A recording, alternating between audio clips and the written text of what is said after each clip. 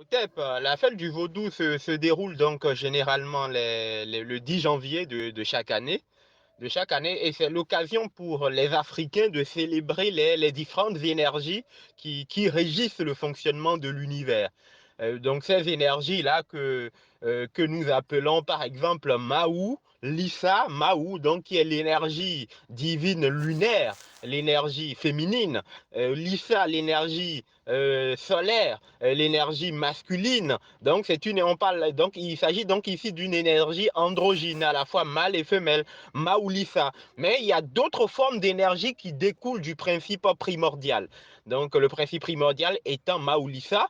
Donc ces énergies-là, on les appelle Aido Ruedo, donc qui est l'énergie divine de l'air, par exemple. On a dans l'énergie divine de l'eau, on a Revioso, Chango, l'énergie divine du feu.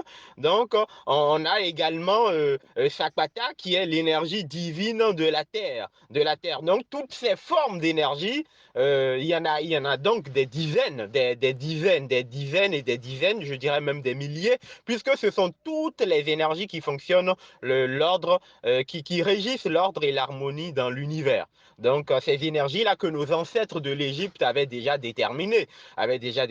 Donc, quand on parle de l'énergie de l'air, Hydro-Edo, donc, au niveau de nos ancêtres égyptiens, c'était déjà Chou. Au niveau de Dan, donc, c'était déjà Tefnout.